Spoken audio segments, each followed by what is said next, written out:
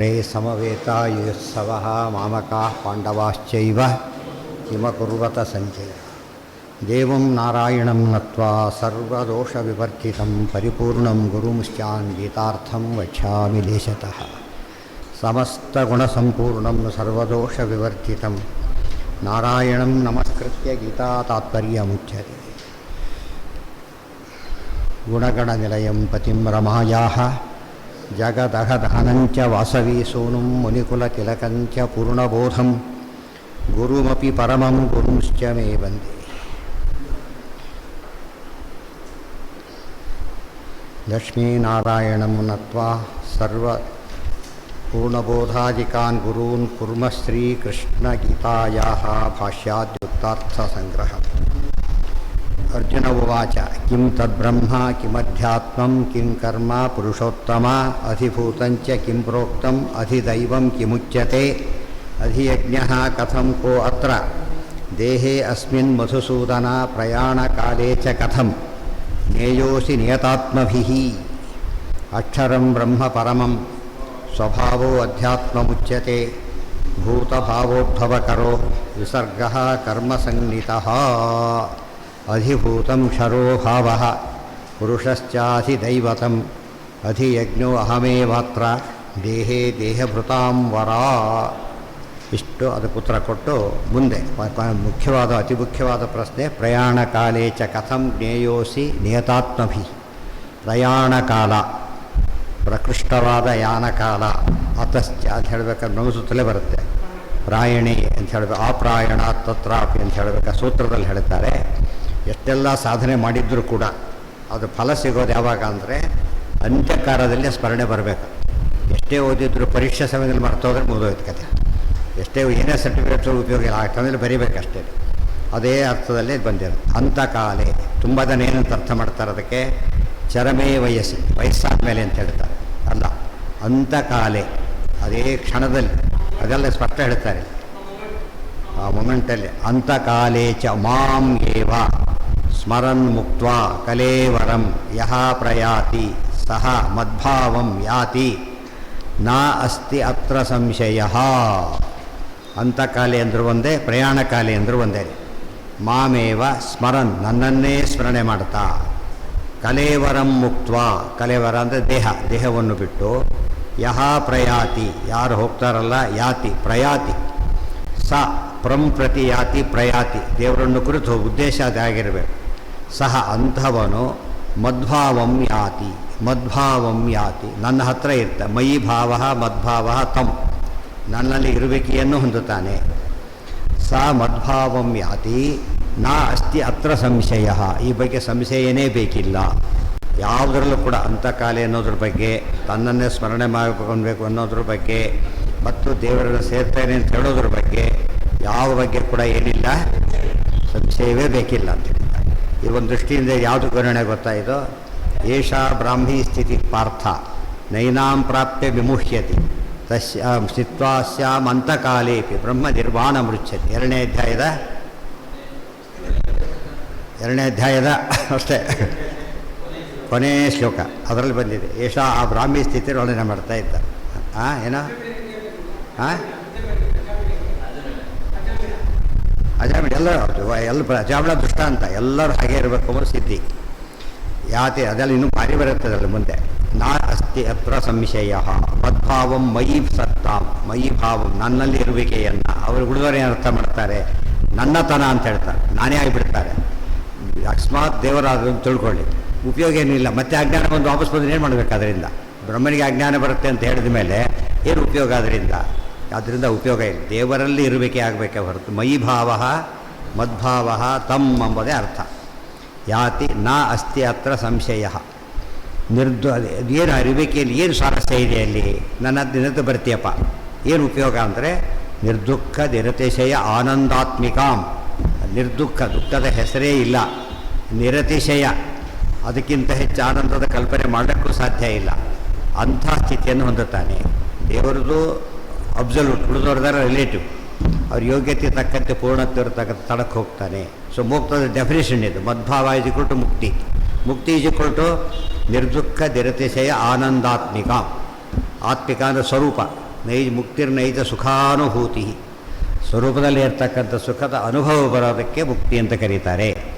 ತಚ್ಚೋಕ್ತಂ ಮುಕ್ತಾನಾಂಚ ಗತಿರ್ಬ್ರಹ್ಮನ್ ಕ್ಷೇತ್ರಜ್ಞ ಇತಿ ಕಲ್ಪಿತಃ ಇತಿ ಮೋಕ್ಷಧರ್ಮೇ. ಮುಕ್ತಾನಾಂಚ ಗತಿರ್ಬ್ರಹ್ಮನ್, ಮುಕ್ತರಿಗೆ ಗತಿ ಯಾವುದು ಅಂದರೆ ಕ್ಷೇತ್ರಜ್ಞ ಇತಿ ಕಲ್ಪಿ, ಯಾರು ಕ್ಷೇತ್ರಜ್ಞ ಅಂತ ಕರೀತಾರಲ್ಲ ಆತನ ಹತ್ರ ಹೋಗ್ತಾರೆ. ಭಗವದ್ ಮುಂದೆ 13ನೇ ಅಧ್ಯಾಯದಲ್ಲಿ ವಿಸ್ತಾರ ಹೇಳ್ತಾರೆ. ಇದಂ ಶರೀರಂ ಕೌಂತೆಯ ಕ್ಷೇತ್ರಮಿತ್ಯಭಿಧೀಯತೆ ಏತದ್ಯೋ ವೇತ್ತಿ ತಂ ಪ್ರಾಹು ಕ್ಷೇತ್ರಜ್ಞ ಇತಿ ತದ್ವಿಧ ಅಂತ ಮುಂದೆ ಬರುತ್ತೆ. ಇಷ್ಟೆಲ್ಲ ತಿಳ್ಕೊಂಡ್ರೆ ದೇವರ ಹತ್ರ ಹೋಗ್ಬೇಕಾದ್ರೆ ಇದಿಷ್ಟು ಬೇಕು. ಅಂತ್ಯಕಾಲದ ಸ್ಮರಣೆ ಬರೀ ಒತ್ತು ಕೊಟ್ಟು ಹೇಳ್ತಾರೆ. ಹಾಗಿದ್ದರೆ ಅನೇಕರಿಗೇನು ಪ್ರಶ್ನೆ ಬರುತ್ತೆ, ಅಂತ್ಯಕಾಲದ ಒಂದೇ ಸ್ಮರಣೆ ಮಾಡಿಬಿಟ್ರೆ ಸಾಕಲ್ಲ, ಮದ್ದಿಂದ ಯಾಕೆ ಒದ್ದಾಡಬೇಕು ಅನ್ನೋದಕ್ಕೆ ಎರಡು ಸಮಸ್ಯೆ. ಒಂದು ಸಮಸ್ಯೆ ಅಂತ್ಯಕಾಲ ಯಾವಾಗಲೂ ಗೊತ್ತಿಲ್ಲ ಫಸ್ಟ್ ಆಫ್ ಆಲ್. ಎರಡನೇ ಸಮಸ್ಯೆ ಓದಿ ಬರೋದೇನು ಬಂತಲ್ಲ. ಈಗ ಒಂದು ವರ್ಷದ ಪರೀಕ್ಷೆ 3 ತಾಸು ಬರಬೇಕಾದ್ರೆ ವರ್ಷ ಪೂರ್ತಿ ಓದಿರ್ತಾನೆ. ಅಂಥದ್ದಿದು ಅನೇಕ ವರ್ಷಗಳ ತಿಂಗಳುಗಳಾದರೆ ಒಂದು ವರ್ಷದ ಕೊನೆಗೆ, ಅನೇಕ ವರ್ಷಗಳ ಕೊನೆಗೆ ಫೈನಲ್, ಇದು ಅನೇಕ ಜನ್ಮಗಳ ಕೊನೆಗೆ. ಇದೆಲ್ಲ ಪರೀಕ್ಷೆ ಕೂಡ ಒಂದು ಅರ್ಥ ನಮ್ಗೆ ಜ್ಞಾಪಿಸ್ತಾನೆ ನಮ್ಮನ್ನು. ಅದರಲ್ಲೂ ಮಿಡ್ ಟರ್ಮ್ ಫಸ್ಟ್ ಟರ್ಮ್ನಲ್ಲಿ ಹಾಗೆ ಅನೇಕ ಹಂತದಲ್ಲಿ ಗೆಲ್ತಾ ಹೋಗ್ಬೇಕು ಅವನು. ಇದು ಲೋಕದಲ್ಲೇ ಎಷ್ಟು ಕಷ್ಟಪಡಬೇಕು, ಎಷ್ಟು ಪರೀಕ್ಷೆ ಪಾಸ್ ಆಗಿರ್ಬೇಕು ಅವನು, ಗೊತ್ತಾಯ್ತಾ? ಮೊದಲಿಂದ 1ನೇ ಕ್ಲಾಸಿಂದ ತೊಗೊಂಡ್ಬಿಟ್ರೆ ಎಷ್ಟು ಪರೀಕ್ಷೆ ಪಾಸ್ ಆಗಿರ್ತಾನೆ ಗೊತ್ತಾ ಅವನು. ಆ ರೀತಿ ಲೌಕಿಕ ಇದು. ಇಷ್ಟೇ ಕೆಲಸಕ್ಕೆ ಸೇರೋದು ಇರ್ಬೋದು, ಇಲ್ಲದೇನೋ ಇರ್ಬೋದು. ಈ ಮಧ್ಯೆ ಕೆಲಸ ಎಂತ ಸಿಗುತ್ತೋ ಅದು ಗೊತ್ತಿಲ್ಲ. ಅಂಥವ್ರು ವೈಕುಂಠಕ್ಕೆ ಹೋಗಬೇಕು, ಅದು ಅನಾದಿ ನಿತ್ಯ. ಇವತ್ತು ಗೌರ್ಮೆಂಟ್ ಜಾಬ್ ಸಿಗೋದು ಕಷ್ಟ ಅಂತ ಗೊತ್ತಲ್ಲ, ದೇವ್ರ ಹತ್ರ ಹೋಗೋದು ಭಾರಿ ಕಷ್ಟ. ಸರ್ಕಾರ ಆದರೆ ಇದ್ದಾಗಿ ಲೆಕ್ಕ. ಸಿಕ್ಬಿಟ್ರೆ ಏನಂತಾರೆ, ಭಾರಿ ಖುಷಿ ಅವರಿಗೆ. ಗೌರ್ಮೆಂಟ್ ಜಾಬ್ ಖುಷಿ. ಅದಕ್ಕೆ ಖುಷಿ ಅಂದರೆ ಫಸ್ಟು ಪರ್ಮನೆಂಟು, ಮತ್ತು ಮ್ಯಾಕ್ಸಿಮಮ್ ಬೆನಿಫಿಟ್ಸು, ರಜೆ ಗಿಜೆ ಬೇಕಾಷ್ಟು ತೊಗೊಳ್ಬೋದು, ಎಲ್ಲದು ಬೆಳೆಸೋದು. ಕೆಲಸ ಮಾಡಬೇಕಾಗಿಲ್ಲ, ಮುಖ್ಯವಾಗಿ ಕೆಲಸನೇ ಮಾಡಬೇಕಾಗಿಲ್ಲ. ಇವೆಲ್ಲ ಸೇರ್ಕೊಂಡು ಅಡ್ವಾಂಟೇಜ್. ಮತ್ತು ಪೆನ್ಷನ್ನು, ಆಮೇಲೆ ಫ್ಯಾಮಿಲಿ ಪೆನ್ಷನ್ನು, ಒಂದಲ್ಲ ಎರಡಲ್ಲ, ಮೆಡಿಕಲ್ ಎಷ್ಟೆಷ್ಟು ಅಡ್ವಾಂಟೇಜ್ ಇದೆ ಅದರೊಳಗೆ. ತೊಗೊಳ್ಳೋರು ಮ್ಯಾಕ್ಸಿಮಮ್ ತೊಗೊಳ್ಳೋರು ಇರ್ತಾರೆ ಅದರೊಳಗೆ. ಆಮೇಲೆ LTCಗಳು, ಈಗಲೂ EVಗಳು, ಆ ಲೀವ್ಗಳು, HTC ಬೇರೆ, LTC ಬೇರೆ, ಹೋಮ್ ಟ್ರಾವೆಲ್ ಕನ್ಸೆಷನ್ ಬೇರೆ, ಲೀವ್ ಟ್ರಾವೆಲ್ ಕನ್ಸೆಷನ್ ಬೇರೆ. ಆ ಬೆನಿಫಿಟ್ಸೇ ಸಿಕ್ಕಾಬಟ್ಟೆ ಇರ್ತಾರೆ. ಅದನ್ನ ಅರ್ಥ ಮಾಡಿಲ್ಲ. ಇದರಲ್ಲಿ ಹಾಗಿಲ್ಲ. ಮತ್ತು ಸೆಕ್ಯೂರಿಟಿ ಫಸ್ಟ್ ಇಲ್ಲ ಇದರೊಳಗೆ. ಎನಿ ಟೈಮ್ ಗುಡ್ ಬೈ ಹೇಳ್ಬೋದು. ಇದು ಅರ್ಥ ಮಾಡಿಕೊಂಡ್ರೆ ರಚಪುನರಾವರ್ತತೆ ಇರಬೇಕಾದ್ರೆ ಗೌರ್ಮೆಂಟ್ ಜಾಬ್ ಸೇರಬೇಕು, ಆಯಿತಾ? ಈಗ ಹೋಗೋದಿಲ್ಲ ಗೌರ್ಮೆಂಟ್ ಜಾಬ್ ಯಾರು ಕೂಡ, ಸಿಗೋದಿಲ್ಲ ಅಂತ ಗ್ಯಾರಂಟಿ ಆಗಿದ್ದಕ್ಕೆ. ಹಾಂ, ಇಲ್ಲೇ ಬರೋದು ಗೊತ್ತಾ? ಅದರಲ್ಲೇ ಅದೇ ಪ್ರಶ್ನೆ ಉತ್ತರ. ಈಗ ಎಂ ವಾಪಿ ಸ್ಮರನ್ ಭಾವಂ ತ್ಯಜತ್ ತಾತ್ಪರ್ಯ. ಎಂ ವಾಪಿ ಸ್ಮರನ್ ಭಾವಂ. ಈಗ ನೀವು ಅಂತ್ಯಕಾಲ ಸ್ಮರಣೆ ಭಾರಿ ಸುಲಭ ಅಂತ ಇಲ್ಲ. ಎಂ ವಾಪಿ ಸ್ಮರನ್ ಭಾವಂ ತ್ಯಜತಿ ಅಂತೆ ಕಲೇವರಂ ತಂ ತಮೇವೈತಿ ಕೌಂತೆಯ ಸದಾ ತದ್ಭಾವಭಾವಿತಃ. ಎಂ ಭಾವಂ ಸ್ಮರನ್, ಯಾವ್ಯಾವ ಭಾವ ಅಂದರೆ ವಸ್ತು, ಯಾವ್ಯಾವ ವಸ್ತುವನ್ನು ಯಾರೋ ಸ್ಮರಣೆ ಮಾಡಿಕೊಂಡು ಅಂತೆ ಕಲೇವರಂ ತ್ಯಜತಿ, ದೇಹವನ್ನು ಬಿಡ್ತಾನೋ. ಇಲ್ಲಿ ಹರಿಯ ನೆನ್ಪಿಟ್ಕೊಂಡಿರ್ಬೇಕು ಇದನ್ನು. ಯಾವ್ಯಾವುದನ್ನು ಸ್ಮರಣೆ ಮಾಡಿಕೊಂಡು ದೇಹವನ್ನು ಕೊನೆಯ ಕ್ಷಣದಲ್ಲಿ ಬಿಡ್ತಾನಲ್ಲ, ತಮೇವೈತಿ ಕೌಂತೆಯ, ಅದೇ ರೀತಿಯಾದ ವಸ್ತುವಿನ ರೂಪವನ್ನು ಪಡಿತಾನೆ. ಇದು ಬಹಳ ಇಂಪಾರ್ಟೆಂಟ್, ಗೊತ್ತಾಯ್ತಾ? ಅದಕ್ಕೆ ಜಡ ಬರ್ತಾರೆ ಕಥೆಯಾಗಿ. GK ಸ್ಮರಣೆ ಮಾಡಿ ಹುಟ್ಟಿದ್ದಕ್ಕೆ ಏನಾದ? ಜಿಕೆಯಾಗಿ ಹುಟ್ಟಿದ. ದೇವರು ಸ್ಮರಣೆ ಮಾಡಿ ಹುಟ್ಟಿದ್ದಕ್ಕೆ ಸಾಮಾನ್ಯ ಕಾರ್ಯಣ ಬ್ರಾಹ್ಮಣನಾಗಿ ಹುಟ್ಟಿದ. ಆಮೇಲೆ ಮೋಕ್ಷಕ್ಕೆ ಹೊರಟ. ಇದು ಅರ್ಥ ಮಾಡಿ ಅಂತ್ಯಕಾಲ ಸ್ಮರಣೆ ಬಗ್ಗೆ ನಾವೇನು ಮಾಡಬೇಕು, ಸರಿಯಾಗಿ ಕಾಪಾಡಬೇಕು. ರಾತ್ರಿ ಕೂಡ ಅಷ್ಟೇ. ಕೊನೆಯ ಯೋಚನೆ ಮಾಡಿದ್ದೆ ಕನಸಿನಲ್ಲಿ ಕಾಣ್ತಾರೆ ಸಾಮಾನ್ಯವೇ. ಕೊನೆಯೇ ಮಲ್ಕೋಬೇಕಾದ್ರೆ ರಾತ್ರಿ ಹೊತ್ತಲ್ಲಿ ಮಕ್ಕಳೆಲ್ಲ ಈ ದೇವದ ಕಥೆ ಓದ್ಬಿಟ್ಟು ತೀರ್ತಿರ್ತಾರೆ. ಅವನಿಗೆ ಕನಸು ಅದೇ ಕನಸು ಬಿಡ್ತಿರ್ತಾರೆ. ಅದಕ್ಕೆ ಅಭ್ಯಾಸ ಏನು ಮಾಡ್ಕೋಬೇಕಾದ್ರಿಂದ ಸದಾ ಕಾಲದ ಸ್ಮರಣೆ ಅಂತ್ಯಕಾಲದ ಸ್ಮರಣೆಗೆ ಸಾಧನ. Simple. If you study well you will pass the examination. You will study well you will pass the examination. If you study well ಅಂದರೆ ಸ್ಟಡಿಯಿಂಗ್ ವೆಲ್ ಯಾವುದಕ್ಕೆ ಕಾರಣ? ಪಾಸ್ ಆಗೋದಕ್ಕೆ ಕಾರಣ. ಅದೇ ರೀತಿಯೇ ನಾವು ಸರಿಯಾಗಿ ಟೋಟಲಿ ಡಿವೋಟ್ ಆಗಬೇಕಾದ್ರೆ. ಇವರು ರ್ಯಾಂಕಿಗೆ ಬರೋರೆಲ್ಲ ಯಾವಾಗಲೂ ಒಮ್ಮೆ ರ್ಯಾಂಕ್ ಬರ್ಲಿಕ್ಕೆ ಸಾಧ್ಯ ಇಲ್ಲ. ಪಾಸ್ ಆಗೋ ಚಾನ್ಸಸ್ಸು ಇರೋದಿಲ್ಲ. ಅದೇ ತಲೆಯಲ್ಲಿ ಕೂತಿರುತ್ತವ್ರು, ಗೊತ್ತಾಯ್ತಾ? ಅವನಿಗೆ ಊಟ ತಿಂಡಿ ಎಲ್ಲ ಮಾಡ್ತಿರ್ತಾರೆ, ಇಲ್ಲ ಅಂತಲ್ಲ, ಗಮನ ಮಾತ್ರ ಈ ಕಡೆ ಇರುತ್ತೆ ಅವನಿಗೆ. ಎಂ ವಾಪಿ ಸ್ಮರನ್ ಭಾವಂ ತ್ವಜತಿ ಅಂತೆ ಕಲೇವರಂ ತಂ ತಮೇವೈತಿ ಕೌಂತೆಯ ಸದಾ ತದ್ಭಾವಭಾವಿತಃ. ಸದಾ ಕಾಲ ಅದನ್ನೇ ಸ್ಮರಣೆ ಮಾಡಿದ್ದರಿಂದ ಅದೇ ಉಳ್ಕೊಂಡ್ಬಿಟ್ಟು ಕೊನೆಗೆ ಎಲ್ಲಿಗೆ ಬರುತ್ತದೋ ಅಂತ್ಯಕಾಲಕ್ಕೆ ನೆರವಾಗುತ್ತೆ. ಎಂ ವಾಪಿ ಸ್ಮರನ್ ಭಾವಂ ತ್ಯಜತ್ಯಂತೆ ಕಲೇವರಂ ತಂ ತಮೇವೈತಿ ಕೌಂತೆಯ ಸದಾ ತದ್ಭಾವಭಾವಿತಃ ಅಂತಾದ್ದರಿಂದ ಅಂತ್ಯಕಾಲ ಸ್ಮರಣೆ ಮಾಡಿದ್ರೆ ಸ್ಮರಣೆ ಬರುತ್ತೆ. ಇಲ್ಲದ್ರೆ ಯಾವುದು ಸ್ಮರಣೆ ಮಾಡಿರ್ತಾರೋ ಅದು ಬರುತ್ತೆ. ಅಂತೂ ಬಿಡೋದಿಲ್ಲ ಅದು. ಅಂತ್ಯಕಾಲಕ್ಕೆ ಸ್ಮರಣೆ ಮಾಡಿದರೆ ಸಾಯುವುದಿಲ್ಲ ಯಾರು ಕೂಡ. ಬಟ್ ಏನು ಸ್ಮರಣೆ ಮಾಡ್ತಾನೆ ಅಂದರೆ ಮುಂದಿನ ಜನ್ಮ ಯಾವುದೋ ಅದೇ ಸ್ಮರಣೆ ಬರೋದು. ಇವನ ಪ್ರಯತ್ನದಲ್ಲಿ ಇಲ್ಲ, ಅದು ಡಿಸೈಡ್ ಆಗಿಬಿಟ್ಟಿರುತ್ತೆ ಆಗಲೇ. ಅದೇ ನೆನಪಿ ಬರುತ್ತೆ, ಅಲ್ಲೇ ಹೋಗ್ಬಿಡ್ತಾರೆ. ತಸ್ಮಾತ್ ಸರ್ವೇಷು ಕಾಲೇಶು, ಸರಿಯಾಗಿ ಜ್ಞಾಪಕ ಇಟ್ಕೋಬೇಕಂದ್ರೆ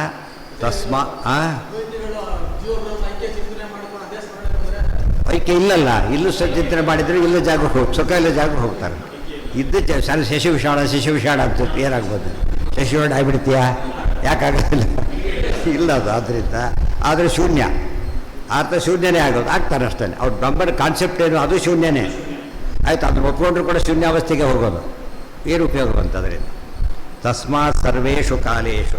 ಇವತ್ತೆಲ್ಲ ಒಂದು ದೃಷ್ಟಿಯಿಂದ ಇವತ್ತಿನ ಧ್ಯಾನ ಎಲ್ಲ ಅಂಥ ಧ್ಯಾನಗಳೇ ಜಾಸ್ತಿ. ಇವತ್ತು 50 ರೂಪಾಯಿ 100 ರೂಪಾಯಿ ಕೊಟ್ಟಿದ್ದಾರೆ, ರೇಟ್ ಜಾಸ್ತಿ ಆಗಿರ್ಬೋದು. ಇತ್ತೀಚೆಗೆ ಹಿಂದೆಲ್ಲ 50-100 ಇರ್ತಿತ್ತು, ಈ 1000 ಗಟ್ಟಲೆ ಇಟ್ಟಿರ್ತಾರೆ. ಅಲ್ಲಿ ಹೋಗೋದು ಶೂನ್ಯಾವಸ್ಥೆ ಅಷ್ಟೇ. ಅದು ಮನೆಯಲ್ಲಿ ಕುತ್ಕೊಂಡು ಮಾಡ್ಬೋದು. ಡ್ರಗ್ಸ್ ತೊಗೊಳೋದು ಅದಕ್ಕಿಂತ ಸಿಂಪಲ್ ಅವರಿಗೆ, ಗೊತ್ತಾಯ್ತಾ. ಅದರಿಂದ ಕೊನೆಗೆ ಇಲ್ಲೇ ನಾಶ ಆಗ್ತಾನೆ, ಇದು ಮುಂದೆನೂ ನಾಶ ಆಗ್ತಾನೆ.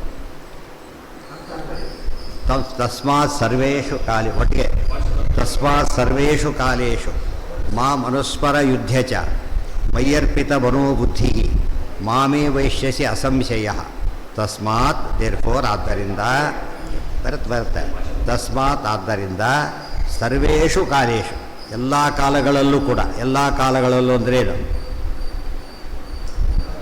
ಬಾಲ್ಯ ಯೌವನ ಇತ್ಯಾದಿಗಳು, ಪ್ರಾತಃ ಮಧ್ಯಾಹ್ನ ಸಾಯಂಕಾಲ, ಮತ್ತು ಒಳ್ಳೆಯ ಕಾಲ ಕೆಟ್ಟ ಕಾಲ, ಎಲ್ಲ ಕಾಲದಲ್ಲೂ ಮಲಗುವಾಗಲಿ ಏಳುವಾಗಲಿ ಕುಳಿತು ಮಾತಾಡುತ್ತಲೇ ಮೈದೊಳೆವಾಗ ಮೆಲುವಾಗ, ಮಕ್ಕಳಾಡಿಸುವಾಗ ಮಡದೇವಳು ಅಕ್ಕರದೇ ನಡೆಯುವಾಗ, ಪ್ರತಿ ಕಾಲದಲ್ಲೂ ಏನಿರಬೇಕು ಅವನಿಗೆ ದೇವರ ಸ್ಮರಣೆ ಇದ್ದರೆ ಅಂತ್ಯಕಾಲ ಸ್ಮರಣೆ ಭಾರಿ ಸುಲಭ.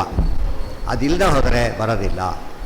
ತಸ್ಮಾತ್ ಸರ್ವೇಷು ಕಾಲೇಶು ಮಾಮ ದುಃಖ ಬರಲಿ, ಸುಖವಾಗಲಿ ಬಹು ದುಃಖವಾಗಲಿ, ಸುಖದ ಕಾಲದಲ್ಲೂ ದೇವರ ಸ್ಮರಣೆ. ನಮಗೆ ಸುಖ ಬಂದರೂ ದೇವರು ಮರೆತು ಹೋಗ್ತಾನೆ, ದುಃಖ ಬಂದರೂ ಮರೆತು ಹೋಗ್ಬಿಡ್ತಾನೆ. ಆದ್ದರಿಂದ ಮೈಯರ್ಪಿತ ಹೇಗೆ ಸ್ಮರಣೆ ಮಾಡಬೇಕು ಅಂತ. ಅನುಸ್ಮರ ಅಂದರೆ ಏನು, ಮತ್ತೆ ಮತ್ತೆ ಅನುಸ್ಮರಣೆ, ಅನುಯಾಯಿ, ಹಿಂದೆನೇ ಹೋಗ್ತಿರೋದು. ಮೈಯರ್ಪಿತ ಮನೋಬುದ್ಧಿ, ಅದನ್ನು ವಿವರಣೆ. ಮೈಯರ್ಪಿತ ಮನಃ, ಮೈಯರ್ಪಿತ ಬುದ್ಧಿ. ಮೈಯರ್ಪಿತ ಮನಃ, ನನ್ನಲ್ಲೇ ಮನಸ್ಸು ಹಾಕಿದವನಾದರೆ, ನನ್ನಲ್ಲೇ ಬುದ್ಧಿ ಹಾಕಿದವನಾದರೆ ಸ್ಮರಣೆಯ ರೀತಿ ಅದು. ಮನಸ್ಸೆಲ್ಲೋ ಸ್ಮರಣೆ ಮಾಡೋಕ್ಕೆ ಬರೋದಿಲ್ಲ. ಸ್ಮರಣೆಗೆ ಮುಖ್ಯವಾದ ಇಂದ್ರಿಯ ಯಾವುದು, ಮನಸ್ಸು. ಎಲ್ಲಿ ಬಂದಿದೆ ಅದು,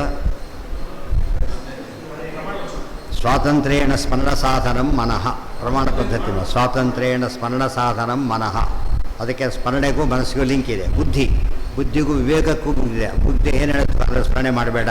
ಪರೀಕ್ಷೆ ಕೂತ್ಕೊಂಡು ಯಾವುದೋ ಸಿನಿಮಾ ಜ್ಞಾಪಕ ಆಗುತ್ತೋ, ಬಿಟ್ಟು ಫೇಲ್ ಆಗಿಬಿಡ್ತೀವಿ ಅಷ್ಟೇ, ಇದನ್ನು ನೆನಪು ಮಾಡ್ಕೋ ಈಗ ಅಂತೇಳಿ ಬುದ್ಧಿ ಅದು. ಅವನು ಹಾಗೆ ತನ್ಮಯ ಆ ಕಡೆ ಹೋಗ್ಬಿಟ್ಟಾರೆ ಹೋಗ್ಬಿಡ್ತಾನೆ, ಆ ಕಡೆ ಆಗಬಾರ್ದು.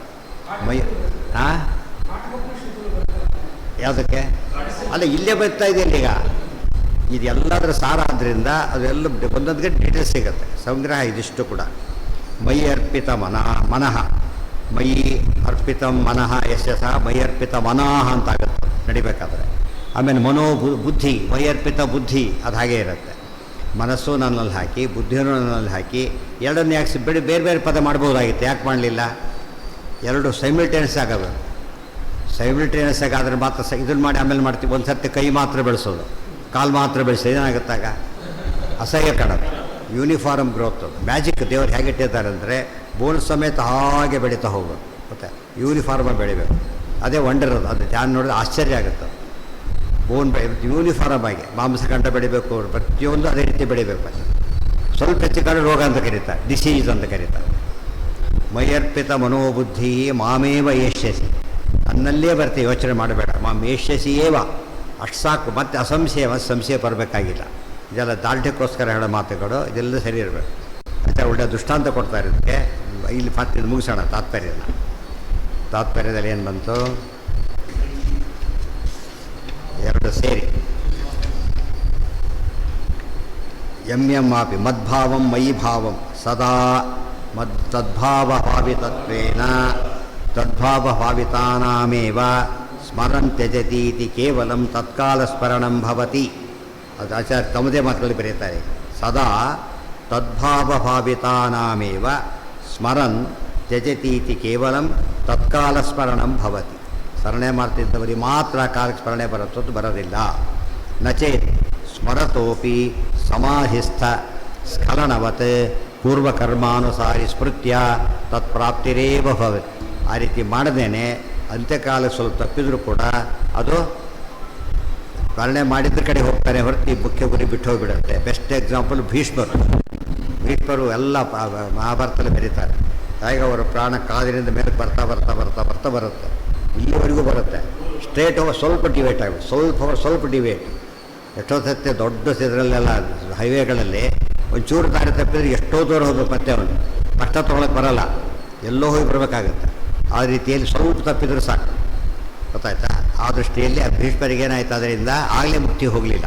ಮುಕ್ತಿ ಹೋಗಿ ನಿಶ್ಚಯ ಅವರು ಆಗ ಹೋಗಲಿಲ್ಲ. ಎಲ್ಲಿಗೆ ಹೋದ್ರಾಗ ಅವರು ತಮ್ಮ ಮೂಲ ರೂಪಕ್ಕೆ ಹೋದರೆ ಹೊರತು ಆಗ ಮುಕ್ತಿ ಹೋಗಲಿಲ್ಲ. ಅವ್ರು ಬೇರೆ ಹೋಗೋದಿಲ್ಲ, ಅವ್ರು ಹೋಗ್ಬೇಕಾದಾಗಲೇ. ಅದಕ್ಕೆ ಅಷ್ಟು ಪ್ರಯತ್ನ ಪಟ್ಟರು ಕೂಡ ಅದು ಸರಿಯಾದ ಮೂಲ ರೂಪಕ್ಕೆ ಎಳ್ಕೊಂಡು ಹೋಯ್ತು, ಈ ಕಡೆ ಹೋಗಲಿಲ್ಲ. ಸರಿಯಾಗಿ ಅರ್ಥ ಮಾಡಿಕೊಂಡ್ರೆ ಭೀಷ್ಮರಿಗಿಂತ ದೊಡ್ಡ ಸಾಧನೆ ಮಾಡಲಿಕ್ಕೆ ಯಾರಿಗೂ ಸಾಧ್ಯ ಇದೆ ಈಗ. ಅಂಥವ್ರ ಸ್ಥಿತಿ ಹೀಗಾಯಿತು ಅಂದಮೇಲೆ ನಾವು ಭಾರಿ ತಿಳಿದಿದ್ದೇವೆ ಬರುತ್ತೆ ಅಂತ ತಿಳ್ಕೊಳ್ಳೋಕೆ ಹೋಗಬೇಡಿ. ಸುಮ್ಮನೆ ವಿಷ್ಣು ಸಹಸ್ರನಾಮನೇ ಹೇಳ್ತಾ ಇದೆ. ಯಾರೋ ಚೇಳು ಅಂತಾರೆ, ಹಾ ಅಂತವನು, ವಿಷ್ಣು ಎಂಬುದಿಲ್ಲ ಹಾ ಅಂದ್ಬಿಡ್ತಾರೆ. ನಾರಾಯಣ ತನಗೆ ಬರೋದಿಲ್ಲ ಟೈಮ್ನೊಳಗೆ. ಎಷ್ಟು ಅದೇ ಬೇರೆ ಅಲ್ಲ, ಅದೇ ಹೇಳ್ತಿರ್ಬೇಕಾದ್ರೆ ಬೇರೆ ಹೇಳಿಬಿಡ್ತಾರೆ. ಅದು ಎಷ್ಟು ಮಟ್ಟಿಗೆ ಡೈವರ್ಟ್ ಆಗುತ್ತೆ ಅಂದರೆ, ಸಂಸ್ಕಾರೋ ಬಲವಾನ್ಯತಃ, ಸಂಸ್ಕಾರ ಭಾರಿ ಬಲಿಷ್ಠ, ಎಳ್ಕೊಂಡು ಹೋಗುತ್ತೆ ಅಂತಾರಲ್ಲ, ಅದಕ್ಕೆ ಎಳ್ಕೊಂಡು ಹೋಗುತ್ತೆ. ಅದರಿಂದ ಹುಷಾರಾಗಿರಿ. ಇದನ್ನು ಫಸ್ಟ್ ಏನು ಮಾಡಬೇಕು, ಬೇರೆ ಸ್ಮರಣೆ ಬಿಡ್ತಾ ಹೋದಂತೆ ಸ್ಮರಣೆ ಬರೋ ಚಾನ್ಸ್ ತಪ್ಪೇ ಬಿಡುತ್ತೆ. ಇದು ಸ್ಮರಣೆ ಮಾಡ್ತಾ ಹೋದಾಗ ಮಿಸ್ ಆಗೋ ಚಾನ್ಸ್ ತಪ್ಪುತ್ತೆ. ಅದು ನಿವೃತ್ತಿ, ಇದು ಪ್ರವೃತ್ತಿ, ಎರಡು ಕಾರಣ ಆಗೋದ್ರಿಂದ ತದಲಂಬಹುಲೋಕ ವಿಚಿಂತನೆಯ ಪಾರ್ಟ್ ಎ. ಆಮೇಲೆ ಪರಮಣಂ ಕುರು ಮಾನಸ ಮೀಶ ಪದೇ ಅಂತ್ಯಕಾಲೇಪಿ, ಬೇರೆ ಕಾಲದಲ್ಲಿ ಹೇಗೆ ಮಾಡ್ತೀವಿ ಹಾಗೆ ಮಾಡಲೇಬೇಕು. ಅದರಿಂದ ಕೊನೆಗೆ ಮಾಡ್ತೀವಿ ಅಂತ ಹೇಳೋದು ಭಾರಿ ತಪ್ಪಿನ ಕೆಲಸ. ವಿದ್ಯಾರ್ಥಿಗಳು ಯಾವುದೇ ಕೋರ್ಸ್ ಸೇರಿದವನು ಕೂಡ ಸರಿಯಾಗಿದ್ದವನು ಅವತ್ತಿಂದಲೇ ಓದಕ್ಕೆ ಶುರು ಮಾಡ್ತಾನೆ, ಅಪ್ಡೇಟ್ ಮಾಡ್ಕೋತಾ ಇರ್ತಾನೆ. ಅವ ಸ್ವಲ್ಪ ಜಾಸ್ತಿ ಮಾಡ್ತಾನೆ, ಮೊದಲು ಎಲ್ಲದರ ಮಧ್ಯೆ ಮಾಡ್ತಾನೆ, ಆಮೇಲೆ ಅದನ್ನೇ ಪ್ರಧಾನ ಮಾಡ್ತಾನೆ. ಎಲ್ಲ ಸೇರಿಸಿ ಆಚಾರ್ಯ ಏನಂತ ಬರೆದ್ರು, ಸಂತತಂ ಚಿಂತೆಯೇ ಅನಂತಂ ಅಂತಕಾಲೇ ವಿಜರ್ಸ. ಇಡೀ ಸಾರ ಇದು. ಸಂತತಂ ಚಿಂತೆಯೇ ಅನಂತಂ, ಸದಾಕಾಲ ದೇವರನ್ನು ಚಿಂತನೆ ಮಾಡೋಣ. ಅಂತ್ಯಕಾಲದಲ್ಲಿ ವಿಶೇಷ ಚಿಂತನೆ ಮಾಡೋಣ. ಯಾವಾಗಲೂ ಓದು, ಪರೀಕ್ಷೆ ಕಾಲ ಜಾಸ್ತಿ ಓದು, ವೆರಿ ಸಿಂಪಲ್ ಅದು. ಅದೇ ನಮ್ಮ ಪ್ರಾಕ್ಟೀಸಲ್ಲಿ ಬಂದಿರೋದು. ತಸ್ಮಾತ್ ಸರ್ವೇಷು ಕಾಲೇಷು ಮಾಮರಸ್ಪರ ಅಯುಧ್ಯ ಚ ಅಷ್ಟು ಹೇಳಿ ಮುಂದಿನ ಮಾತಿನಲ್ಲಿ ಯುಕ್ತಚೇತಸಃ ಇತಿ ಅಪರೋಕ್ಷ ಜ್ಞಾನಿನಾಂ ಪ್ರಾರಬ್ಧ ಕರ್ಮ ಅವಸಾನೆ ಸ್ಮರಂತ್ಯಜಿತೀತಿ ಭವತ್ತೇವ. ಇನ್ನು ಅಪರೋಕ್ಷ ಜ್ಞಾನಿಗಳಿಗೆ ಪ್ರಾರಬ್ಧ ಕರ್ಮ ಮುಗಿದೋದ ಮೇಲೆ ಅವ್ರು ಸರಿಯಾಗಿ ಬರುತ್ತೆ ಸ್ಮರಣೆ. ಅವರು ಗೊತ್ತಾಯ್ತಾ? ಪ್ರಾರಬ್ಧ ಸ್ವಲ್ಪ ಅದು ಜಿಂಕೆ ಜನ್ಮದ ಪ್ರಾರಬ್ಧ ಇತ್ತು, ಅದಕ್ಕೆ ಅದು ಸ್ಮರಣೆ ಬರಬೇಕು. ಅದು ಸ್ಮರಣೆ ಬರೋಕ್ಕೆ ಬಂದು ಸ್ವಲ್ಪ ಪ್ರಿಯಾಂಬಲ್ ಏನು ಕ್ರಿಯೇಟ್ ಆಯಿತು, ಆ ಜಿಂಕೆ ಸಿಗೋದು ಎಲ್ಲ ಡೆವಲಪ್ ಆಯಿತು, ಅದಕ್ಕೆ ಕಾರಣ ಆಗುತ್ತೆ. ಗೊತ್ತಾಯ್ತಾ? ಪ್ರಾರಬ್ಧ ಏನೂ ಇಲ್ಲ ಅಂದರೆ ಆ ಕಡೆ ಡಿಸ್ಟರ್ಬೆನ್ಸ್ ಇಲ್ಲೇ ಇಲ್ಲ. ನೋ ಡ್ಯೂಸ್, ಪೂರ್ತಿ ಯಾವ ಡ್ಯೂ ಇದ್ದರೂ ಕೂಡ ಮತ್ತೊಮ್ಮೆ ಆಫೀಸ್ಗೆ ಹೋಗಬೇಕಾಗತ್ತೆ. ಯಾವ್ದಾದ್ರು ಡ್ಯೂ ಇದ್ದರೆ ಕ್ಲಿಯರ್ ಮಾಡ್ಕೋಬೇಕು. ಪ್ರಾರಬ್ಧ ಕರ್ಮ ದೊಡ್ಡ ಡ್ಯೂ ಅದು, ಅದನ್ನು ಕಳ್ಕೊಂಡು ಬಿಟ್ಟ ಅಂದರೆ ಅಂತ್ಯಕಾಲ ಸ್ಮರಣೆ ಬರುತ್ತೆ. ಕೆಲವರಿಗೆ ಅಪರೋಕ್ಷ ಜ್ಞಾನ ಆದ ಜನ್ಮಕ್ಕೂ ಮುಂದೆ ಎಷ್ಟೋ ಜನ್ಮ ಇರಬೇಕು, ಪ್ರಾರಬ್ಧ ಅವರಿಗೆ ಎಷ್ಟೋ ಜನ್ಮ ಇರಬೇಕು, ಅಷ್ಟು ಮೇಲೆ ಸ್ಮರಣೆ ಬರುತ್ತೆ. ಕೆಲವರಿಗೆ ಸ್ವಲ್ಪ ಪ್ರಾರಬ್ಧ ಇದ್ದವರಿಗೆ ಈ ಜನ್ಮ ಅಪರೋಕ್ಷ ಜ್ಞಾನ ಆತ ಅಂತ ತಿಳ್ಕೊಬೇಡ.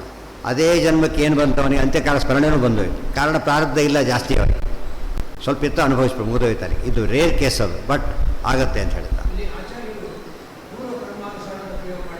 ಹಾಂ, ಪ್ರಾರಬ್ಧ ಪೂರ್ವಕರ್ಮ ಅಂತ ಹೇಳಿ, ಪ್ರಾರಬ್ಧ ಕರ್ಮ ಅಂತ ಹೇಳಿರೋದು. ಪೂರ್ವಕರ್ಮ ತಿದ್ಕೋಬಾರ್ದು, ಪ್ರಾರಬ್ಧ ಕರ್ಮ ಅಂತಿರೋದು. ಪೂರ್ವಕರ್ಮ ಎಲ್ಲರಿಗೂ ಪೂರ್ವಕರ್ಮ ಇದ್ದೇ ಇದೆ. ಪ್ರಾರಬ್ಧ ಕರ್ಮ ಅಂದರೆ ಅಪರೋಕ್ಷ ಜ್ಞಾನಿ ಆಗಿರಬೇಕು ಫಸ್ಟ್ ಅವನು.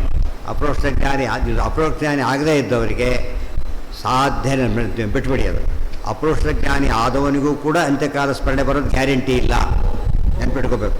ಅಪರೋಕ್ಷ ಜ್ಞಾನಿ ಅಲ್ಲದವನಿಗೆ ಬರೋ ಚಾನ್ಸ್ ಇಲ್ಲೇ ಇಲ್ಲ.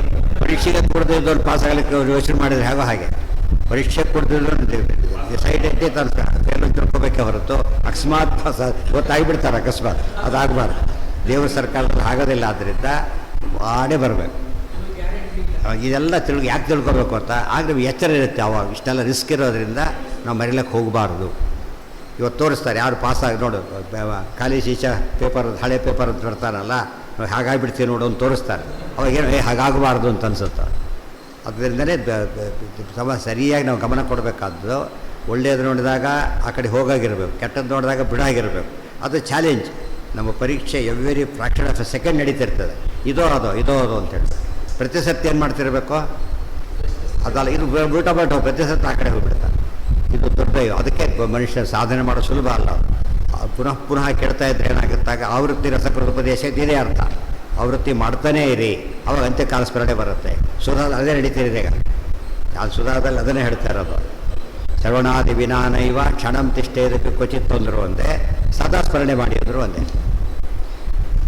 ಯುಕ್ತಚೇತಸಃ ಇತಿ ವಿಶೇಷಣಾತ್ ನಿತ್ಯಂ ಸ್ಮರತಾಮೇವ ಇಲ್ಲ ನಿಮ್ಮ ಸಿನಿಮಾ ತೆಗೆದಿರ್ತಾರೆ ಅಂತ ತಿಳ್ಕೊಳ್ಳಿ. ಅವ್ರು ಹೇಳ್ತಾರೆ ಕೆಲವು ಟೇಕ್ ಅಂತ ಹೇಳ್ತಾರಲ್ಲ, ಫಸ್ಟ್ ಟೈಮ್ ಜನರಲ್ಲಿ ಆಗೋದಿಲ್ವಂತೆ.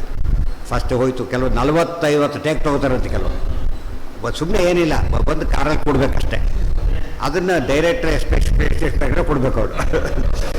ಅವ್ರು ಗೊತ್ತಾಗಲ್ಲ. ಅವ್ನು ಹೀಗೆ ಬಂದು ಹೀಗೆ ಕೊಡ್ಬೇಕಂತ ತೋರಿಸ್ತಾನೆ. ಅದನ್ನು ಒಂದು ರೀಚ್ ಆಗಲಿಕ್ಕೆ ಎಷ್ಟೊತ್ತು ಬೇಕು ಅವನಿಗೆ, ಅಷ್ಟು ಟೇಕ್ ಆಗುತ್ತೆ. ತಿಳಿತಿಲ್ಲ, ಇಷ್ಟು ಡೇಂಜರ್. ಅದು ಯಾತಕ್ಕೆ ಹೇಳಿದ್ದು, ಅದೇನು ಸ್ವಲ್ಪ ಇರೋದು, ಅದು ಏನು ತಪ್ಪಿದ್ರು ಏನು ಅಂಥ ದೊಡ್ಡ ಅನರ್ಥ ಆಗೋದಿಲ್ಲ. ಅಂಥದಕ್ಕೆ ಅಷ್ಟು ಬೇಕಾದರೆ ದೇವರ ಸ್ಮರಣೆ ಸುಲಭನ, ಅದು ಭಾರಿ ಕಷ್ಟ. ಯುಕ್ತಚೇತಸ ಇತಿ ವಿಶೇಷಣಾತ್ ನಿತ್ಯಂ ಸ್ಮರತಾಮೇವ ಅಪರೋಕ್ಷ ಜ್ಞಾನಂ ಜಾಯತೆ. ನಿತ್ಯ ಸ್ಮರಣೆ ಮಾಡೋದು ಅಪರೋಕ್ಷ ಜ್ಞಾನಕ್ಕೆ ಒಂದು ದಾರಿ. ಅದೇ ಎಕ್ಸ್ಟೆಂಡ್ ಮಾಡಿಕೊಂಡ್ರೆ ಅಂತ್ಯಕಾಲ ಸ್ಮರಣೆಗೂ ದಾರಿ. ಅರಾಗಾತ್ ವಿಹಿತಾತ್ಯಾಗಾತ್ ಇತ್ಯೇತೈರೇವ ಸಂಯುತೈಃ ಅಪರೋಕ್ಷದರ್ಶನಂ ವಿಷ್ಣೋ ಜಾಯತೆ. ಮುಂದಿಂದದು ನಾಣ್ಯಥಾ ಕ್ವಚಿತ್. ಇನ್ನು ಇದರಲ್ಲಿ ಭಾಷ್ಯದಲ್ಲಿ ಓದಬೇಕಂತ ಫಸ್ಟ್. ಸ್ಮರನ್ ಪುರನ್ ತ್ಯಜತೀತಿ ತಸ್ಮಾತ್ ಸರ್ವೇಷು ಕಾಲೇಷು ಮಾಮನುಸ್ಮರ ಯುದ್ಧ ಚ. ಸ್ಮರನ್ ಪುರುಷಃ ತ್ಯಜತೀತಿ ಭಿನ್ನಕಾಲೀನತ್ವೇಪಿ ಅವಿರೋಧಃ ಇತಿ ಮಂದಮತೇಃ ಶಂಕಾ ಮಾಭೂತಿತಿ ಅಂತೆ ಇತಿ ವಿಶೇಷಣಂ. ಅಲ್ಲೇನು ಹೇಳಬೇಕಾಗಿತ್ತು, ಮಾಮ ಸ್ಮರನ್ ಭಾವಂ ತ್ಯಜತಿ ಅಂತೆ ಅಂತೆ. ಮೊದಲೇ ಮತ್ತೆ ಬರೀ ತ್ಯಜತಿ ಕಲೆಯವರೆಂಬಂದ್ರೆ ಸಾಕಾಗ್ತಿತ್ತು. ಅಂತೆ ಅಂತ ಯಾಕೆ ಸೇರಿಸ್ಬೇಕಾಗಿತ್ತು ಅಂದರೆ, ಒಬ್ಬ ಈ ರೀತಿ ಅಪಾರ್ಥ ಮಾಡ್ಕೊಳ್ಬಾರ್ದು ಅಂತ ಹೇಳೋದಕ್ಕೋಸ್ಕರ. ಏನದು, ಸ್ಮರನ್ ಪುರುಷಃ ತ್ಯಜತೀತಿ ಭಿನ್ನಕಾಲೀನತ್ವೇಪಿ ಅವಿರೋಧ ಇತಿ ಮಂದಮತೇಃ ಶಂಕ. ಕೆಲವು ಏನು ತಿಳ್ಕೊಬೋದು, ಅಂತೂ ಸ್ಮರಣೆ ಮಾಡಿ ಬಿಟ್ಬಿಟ್ಟ, ಇನ್ನು ಪರವಾಗಿಲ್ಲಪ್ಪ, ನಾನು ಏನು ನೆನೆಸ್ಕೊಂಡು ಸತ್ರು ಪರವಾಗಿಲ್ಲ ಅನ್ನೋ ಭಾವನೆ ಬರಬಾರ್ದು. ಅದಕ್ಕೇನೆ ಸ್ಮರಣೆ ಮಾಡ್ತಾನೇ ಸಾಯಬೇಕು ಅಂತ ಹೇಳೋದಕ್ಕೋಸ್ಕರ ಅಂತೆ ಅನ್ನೋ ಪದ ಮತ್ತೆ ಉಪಯೋಗಿಸಿದರು. ಇದು ವಿಶೇಷಣ. ಸುಮತೇರ್ನೈವ ಶಂಕಾವಕಾಶ. ಮಂದಮತಿ ಅಂದರೆ ಸಾಮಾನ್ಯ ಇದ್ದವನು, ಸುಮತಿ ಅಂದರೆ ಒಳ್ಳೆ ಜ್ಞಾನಿ, ಅವನಿಗೆ ಸಂಶಯ ಬರೋದಿಲ್ಲ. ಸ್ಮರನ್ ತ್ಯಜತೀತಿ ಏಕಕಾಲೀನತ್ವ ಪ್ರತೀತೇಹೇ. ಸ್ಮರನ್ ತ್ಯಜತಿ, ಸ್ಮರಣೆ ಮಾಡ್ತಾನೆ ಹೋಗಬೇಕು. ಸ್ಮರಣೆ ಮಾಡ್ತಾನೆ ದೇಹ ಬಿಡಬೇಕೆ ಹೊರತು ಸ್ಮರಣೆ ಮಾಡಿ ದೇಹ ಬಿಡೋದಲ್ಲ. ಅರ್ಥ ಆಯ್ತಾ ಈಗ? ಸ್ಮರಣೆ ಅನುಸಂಧಾನ ಹೇಗಿರ್ಬೇಕು, ತೀರ್ಥ ತಗೋತಾನೆ ಅಂತ ತಿಳ್ಕೊಂಬೋಣ. ಸ್ಮರಣ ಪ್ರಥಮಂ ಕಾಯಿಸಿದ್ದು ಅನುಸಂಧಾನ ಮಾಡ್ತಾನೆ ತೊಗೋಬೇಕೆ ಹೊರತು ಶ್ಲೋಕ ಹಿಡಿದ್ರೆ ಯಾವಾಗಲೂ ತೊಗೊಂಡ ಆ ಕಾಲಕ್ಕೆ ತೊಗೋಬೇಕದು. ಅರ್ಥ ಆಯ್ತಾ? ಆ ಕಾಲಕ್ಕೆ ತೊಗೊಂಡ್ರೆ ಮಾತ್ರ ಹೊರತು ಬೇರೆ ಇಲ್ಲ. ಇವತ್ತು ಕುಡಿತಾನೆ ಅಂತ ತಿಳ್ಕೊಂಬೋಣ, ಬಾಯಿ ಮುಚ್ಚೋದು ತೆಗೆಯೋದು ಕೂಡ ಯಾವ್ದಿತ್ತು ಮಾಡ್ತಾರೆ, ಅಡ್ಜಸ್ಟ್ ಹಾಗಾಗಿರುತ್ತದು. ಬಿಟ್ಕೋಗುತ್ತೆ ಬಾಯಿ ತೆಗೆಯೋದು, ತಕ್ಷಣ ಮುಚ್ಚೋದು. ಆಮೇಲೆ ಅಗಿಬೇಕಾದ್ರೆ ಹಲ್ಲುಗಳು ಒಂದಕ್ಕೊಂದು ಕಚ್ಕೋಬಾರ್ದು, ನಾಲಿಗೆ ಅಡ್ಡ ಬರಬಾರ್ದು. ದೇವ್ರು ಹೇಗೆ ವ್ಯವಸ್ಥೆ ಮಾಡಿದ್ದಾನೆ ಅಂದರೆ, ಚೂರು ಬಂದು ನಾಲಿಗೆ ಕಟ್ ಮಾಡ್ಕೊಂಡ್ಬಿಡ್ತಾರೆ. ತಿನ್ನಕ್ಕೆ ನುಂಗ್ಬೇಕಾದ್ರೆ ಎಷ್ಟು ಪ್ರೋಸೆಸ್ ಇದೆ, ಇಷ್ಟರಲ್ಲೇ ಎಷ್ಟು ಪ್ರೋಸೆಸ್ ಇದೆ. ಅದು ಸರಿಯಾಗಿ ನಡೆದ್ರೆ ಅಪಾಯ ಇಲ್ಲ. ಅದು ಹೊಟ್ಟೆಗೆ ಹೋಗ್ಬೇಕು ತಾನೆ, ಎಲ್ಲೆಲ್ಲೋ ಹೋಗ್ಬಿಟ್ರೆ ಬೇರೆ ಮಾತಾಡ್ತಾ ಹೋಗ್ತೀವಿ, ಇಲ್ಲಿ ತಲೆಗೆ ಜೊತೆಗೇರಿಬಿಡೋದು, ಒದ್ದಾಡ್ತಿರ್ತಾನೆ. ಹಾಗಾಗಬಾರ್ದು. ಅದಕ್ಕೆ ಸರಿಯಾಗಿ ತಿನ್ನಬೇಕಾದ್ರೆ, ಸರಿಯಾಗಿ ತಿನ್ನಬೇಕು ಅಂತ ಹೇಗೆ ಗೊತ್ತೀವಿ, ಸರಿಯಾಗಿ ತಿಳಿಬೇಕು ಅಂತ ಗೊತ್ತಿರಬೇಕು. ಇತಿ ದುರ್ಮತೇಹೇ ದುಃಖಾನ್ನ ಸ್ಮರನ್ ತ್ಯಜತಿ ಇತಿ ಭವಿಷ್ಯತಿ ಶಂಕಾ. ಭಾರಿ ಸೂಕ್ಷ್ಮ ವಿಚಾರ ಹೇಳ್ತಾರೆ ಆಚಾರ್ಯ, ಸರಿಯಾಗಿ ತಿಳ್ಕೊಂಡಿರ್ಬೇಕಾದ್ರೆ. ಅವನೊಂದು ವಾದ ಮಾಡ್ಬೋದು. ಈಗ ಅಲ್ಲದೆ ಏನು ಹೇಳ್ತೀರಿ ನೀವೀಗ, ಅಂತ್ಯಕಾಲಕ್ಕೆ ಸ್ಮರಣೆ ಮಾಡಿ ದೇಹ ಬಿಡೋದು ಸಾಧ್ಯ ಉಂಟಾ? ಸಾಧ್ಯನೇ ಇಲ್ಲ. ಯಾಕೆ? ಅಂತ್ಯಕಾಲ ದುಃಖ ಭಾರಿ ದೊಡ್ಡ ದುಃಖ ಅದು. ಇವತ್ತು ನಮ್ಮ ಜೀವನದಲ್ಲಿ ಎಷ್ಟೋ ದುಃಖ ಅನುಭವಿಸ್ತೀವಿ ಅಂತ ತಿಳ್ಕೊಂಬೋಣ. ಅದಕ್ಕಿಂತ ಹೆಚ್ಚಿನ ದುಃಖ ಗರ್ಭವಾಸದ ದುಃಖ. ಇವತ್ತು ಎಲ್ಲ ದುಃಖಕ್ಕಿಂತ ಹೆಚ್ಚಿನ ಕಷ್ಟದ ದುಃಖ ಯಾವುದು ಅಂದರೆ ಗರ್ಭವಾಸದ ದುಃಖ. ಅದು ದಾಟಿ ಬಂದುಬಿಟ್ಟಿದ್ದೇವೆ ಈಗ. ಅದಕ್ಕಿಂತ ದೊಡ್ಡದು ಯಾವುದು ಅಂದರೆ ಅಂತ್ಯಕಾಲದ ದುಃಖ. ಎಷ್ಟೋ ಜನ ಸೂಯಿಸೈಡ್ ಮಾಡ್ಕೋತಾರಲ್ಲ, ಸುಖ ಅಲ್ಲ. ಎಷ್ಟೋ ಬದುಕಿದ್ದು ಎಷ್ಟು ದುಃಖ ಪಡ್ತೀವಿ, ಅದಕ್ಕಿಂತ ಜಾಸ್ತಿ ದುಃಖ ಪಡಬೇಕು ನೀನಲ್ಲಿ. ಅವ್ರಿಗೆ ಗೊತ್ತಿಲ್ಲ ಆದ್ದರಿಂದ ನಾನು ಸುಖವಾಗಿ ಸಾಯ್ಬೇಕು, ಆಮೇಲೆ ಸಾಯ್ಬೇಕು ಹೋದರೆ ಉಪಯೋಗ ಇಲ್ಲ, ಆಗಲೇ ಟೂ ಲೇಟ್. ಆದಷ್ಟು ಅಂತ್ಯಕಾಲ ದುಃಖ ಭಾರಿ ಜಾಸ್ತಿ. ಅಂದಮೇಲೆ ಆಗ ಸ್ಮರಣೆ ಮಾಡೋಕ್ಕೆ ಸಾಧ್ಯ ಇದೆಯಾ? ಸಾಧ್ಯ ಇಲ್ಲ. ನಾವು ನೋಡೋವಾಗ ತುಂಬ ಜನಕ್ಕೆ ಏನಿರೋದಿಲ್ಲ, ಎಚ್ಚರಣೆ ಇರೋದಿಲ್ಲ. ಮತ್ತು ಏನು ಸ್ಮರಣೆ ಮಾಡ್ತಾನೆ? ಯಾರು ಬಂದು ಮಾತಾಡಿಸಿದ್ರೆ ಜ್ಞಾನ ಇರೋದಿಲ್ಲ, ಇನ್ನು ಓದಿದ್ದೇನು ಜ್ಞಾಪಕ ಬರುತ್ತವನಿಗೆ ಅಂತ ಹೇಳಿದ್ರೆ ಪ್ರಶ್ನೆ ಬರುತ್ತೆ. ಸೂಕ್ಷ್ಮ ವಿಚಾರ ಆ ಥರ ಹೇಳಿದ್ರು, ಭಾಳ ಸಲ ತಿಳ್ಕೊಬೇಕದನ್ನು. ಇದೆಲ್ಲ ಯಾವ ಸೈಂಟಿಸ್ಟ್ ಯಾರಿಗೆ ಗೊತ್ತಾಗಲಿಕ್ಕೆ ಸಾಧ್ಯನೇ ಇಲ್ಲ ವಿಷಯಗಳೆಲ್ಲ. ಆಚಾರ್ಯ ಒಬ್ಬರೇ ಹೇಳಲಿಕ್ಕೆ ಸಾಧ್ಯ. ಎಷ್ಟು ಚೆನ್ನಾಗಿ ಹೇಳ್ತಾರೆ ನೋಡಿ. ಹಾಗಲ್ಲ. ತ್ಯಜನ್ ದೇಹಂ ನ ಕಶ್ಚಿತ್ತು ಮೋಹಮಾಪ್ನೋತ್ಯಸಂಶಯಂ ಇತಿ ಸ್ಕಾಂದೆ. ಎಷ್ಟು ಚೆನ್ನಾಗಿರೋ ಪಾಯಿಂಟ್ ಗೊತ್ತಾಯಿತು. ದೇಹ ಬಿಡೋ ಮೂಮೆಂಟ್ ಇದೆಯಲ್ಲ, ಆ ಕಾಲಕ್ಕೆ ಪ್ರತಿಯೊಬ್ಬರಿಗೆ ಎಚ್ಚರ ಇರುತ್ತೆ ಅಂತ ಆಚಾರ್ಯ. ಪ್ರತಿಯೊಬ್ಬರಿಗೂ ಎಚ್ಚರ ಇರುತ್ತೆ ಆ ಕಾಲಕ್ಕೆ. ಇಲ್ಲವ್ರು ಮುಂದಿನ ಜನ್ಮ ಸೆಟ್ಲ್ ಆಗೋದು ಅದರಿಂದನೇ. ಅಲ್ಲಿ ಬ್ಲಾಂಕ್ ಇರೋದಿಲ್ಲ. ಒಂದು ಸ್ಮರಣೆ ಮಾಡೇ ಮಾಡ್ತಾ ಎಚ್ಚರ ನಮಗೆ ಗೊತ್ತಾಗಲ್ಲ. ಯಾಕೆ ನಾವು ಡೀಲಿಂಗ್ ನಮಗೆ ಅದು ಅನುಭವ ಬರೋದೇ ಇಲ್ಲ. ನಾವು ನೋಡೋಣ ಅಂತ ಹೋಗ್ಬಿಟ್ಟಂತಾರೆ ಅಷ್ಟೇ. ಅವ್ರು ಏನು ಸ್ಮರಣೆ ಮಾಡ್ತಿದ್ದಂತ ನಮಗೆ ಗೊತ್ತಾಗಲಿಕ್ಕೆ ಸಾಧ್ಯನೇ ಇಲ್ಲ. ಪರೀಕ್ಷೆ ಹಾಲಲ್ಲಿ ಏನು ಬರೋದಂತ ನಮಗೆ ಗೊತ್ತಾಗೋದು ರಿಸಲ್ಟ್ ಬಂದ ಮೇಲೆ. ಎಲ್ಲರಿಗೂ ಪೇಪರ್ ತೋರಿಸಲ್ಲ ಯಾರೂ ಕೂಡ, ರಿಸಲ್ಟ್ ತೋರಿಸ್ತಾರೆ ಹೊರತು ಪೇಪರ್ ತೋರಿಸೋದಿಲ್ಲ. ಸೊ ರಿಸಲ್ಟ್ ನೋಡಬೇಕಷ್ಟೇ. ದೇರ್ ಫೋರ್ ನಾವೇನು ಅವ್ರು ಪಾಪ ನಾರಾಯಣ ಅಂತಾನೆ ಅಂತ ಇದ್ದ ಆ ಕಾಲಕ್ಕೆ ಅನ್ನೋ ಬೇಡ. ಕೃಷ್ಣ ಪಕ್ಕದಲ್ಲೇ ಕೂತಿದ್ದಾನೆ, ಭೀಷ್ಮರಿಗೆ ಪಕ್ಕದಲ್ಲೇ ಕೂತಿರು, ದೂರ ಕೂತಿಲ್ಲ. ಕೃಷ್ಣನ ಪ್ರತಿಭೆ ಇಟ್ಕೊಂಡಿಲ್ಲ ಆತ, ಭಗವಂತ ಕೃಷ್ಣನೇ ಕೂತಿದ್ದಾನೆ. ಕೃಷ್ಣ ನೋಡ್ತಾನೇ ಇದ್ದಾರೆ. ಆ ಸ್ಥಿತಿಯಲ್ಲಿ ಏನಾಯಿತು ಅವರಿಗೆ, ತಮ್ಮೂರು ಡಿವೇಟ ಮೂಲಕ ಇದಕ್ಕೆ ಹೊರಟ್ಬಿಟ್ರು. ಅಂದಮೇಲೆ ನಾವು ಯಾವುದೋ ಗ್ಯಾರಂಟಿ ಮೇಲೆ ಮಾಡೋಕ್ಕೆ ಬರೋದಿಲ್ಲ. ಅರ್ಥ ಆಯ್ತಾ? ಸರಿಯಾದ ಗ್ಯಾರಂಟಿ ಭಗವದ್ಗೀತೆ ಹೇಳಿದ ಗ್ಯಾರಂಟಿ ಇರಬೇಕು, ಅವ್ರಿಗೆ ಬೇರೆ ಇಲ್ಲ. ಇವೆಲ್ಲ ಧ್ಯಾನ ಅಂತ ಯಾತಕ್ಕೆ ಸುಲಭ, ಇವೆಲ್ಲ ಗೊತ್ತಿದ್ದಾಗ ಏನಾಗುತ್ತೆ ಅಂದರೆ ಡಿಸ್ಟರ್ಬೆನ್ಸ್ ಬರೋದಿಲ್ಲ. ಅವನು ಸ್ಪಷ್ಟ ಗುರಿ ಬರುತ್ತೆ ಅವನಿಗೆ, ಸ್ಪಷ್ಟ. ಆದರೆ ಎಲ್ಲೆಲ್ಲೂ ಶೇಕ್ ಆಗೋದಿಲ್ಲ ಮೈಂಡ್. ಇಲ್ಲವ್ರು ಏನಾಗುತ್ತೆ, ಏನೇನೋ ಹೋಗ್ತಾ ಇರುತ್ತೆ ಅವನ ತಲೆ, ಸರಿಯಾಗಿ ಗೊತ್ತಿರಬೇಕು. ತ್ಯಜನ್ ದೇಹಂ ನ ಕಶ್ಚಿತ್ತು ಮೋಹಮಾಪ್ನೋತಿ ಅಸಂಶಯಂ ಇತಿ ಸ್ಕಾಂದೇ. ಆಚಾರ್ಯ ಪ್ರತಿಯೊಂದು ಮಾತು ಪ್ರಮಾಣ ಕೊಟ್ಟು ಹೇಳ್ತಾರೆ. ತ್ಯಜನ್ ದೇಹಂ, ದೇಹ ಬಿಡಬೇಕಾದ್ರೆ ಅಪರೋಕ್ಷ ಜ್ಞಾನಗಳಲ್ಲಿ ಬಿಟ್ಟುಬಿಡಿ, ಏನೋ ಒಂದು ಸ್ಮರಣೆ ಮಾಡೇ ಮಾಡ್ತಾನೋ ಆ ಕಾಲಕ್ಕೆ. ಸ್ಮರಣೆ ಮಾಡೋಕ್ಕಾರೆ ಏನಿರ್ಬೇಕು ಅವನಿಗೀಗ, ಎಚ್ಚರ ಇರಲೇಬೇಕು. ಅರ್ಥ ಆಯ್ತಾ? ಎಚ್ಚರ ಇರಲೇಬೇಕು. ಎಷ್ಟೋ ಜನ ನಿದ್ರೆಯಲ್ಲಿ ಸತ್ರು ಅಂತೇಳಿ, ನಿದ್ರೆಯಲ್ಲಿ ಸತ್ತಿರ್ಬೋದು ಅವನು, ಸಾಯ್ಬೇಕಾದ್ರೆ ಎಚ್ಚರ ಇರುತ್ತೆ ಅವನಿಗೆ. ಸಾಯ್ಬೇಕಾದ್ರೆ ಎಚ್ಚರ. ಈ ರೀತಿ ಹೊರ ಕೇಳಿದರೆ ಭಾರಿ ಕಷ್ಟ. ನಮಗೆ ಎಚ್ಚರ ಇಲ್ಲ ಸಾಯ್ಬೇಕು ಹೋದ್ರೆ ಸಾಧ್ಯ ಇಲ್ಲ. ಯಾಕೆ ಸಾಯಬಾರದು ಎಂಬ ತಪ್ಪು. ಎಷ್ಟು ಮನುಷ್ಯನಾಗ ಹುಟ್ಟಿದ್ರೆ ಸಾಯೋದು ಎಷ್ಟು ನಿಶ್ಚಿತನೋ ಅಂತ್ಯಕಾಲಕ್ಕೆ ಎಚ್ಚರ ಅಷ್ಟೇ ನಿಶ್ಚಿತ. ಇವತ್ತು ಯಾವುದೇ ಶಿಕ್ಷೆ ಕೊಡಬೇಕಾದ್ರೆ ಗೌರ್ಮೆಂಟ್ ಪಾಲಿಸಿ ಕೂಡ ಹಾಗೇ ಇದೆ.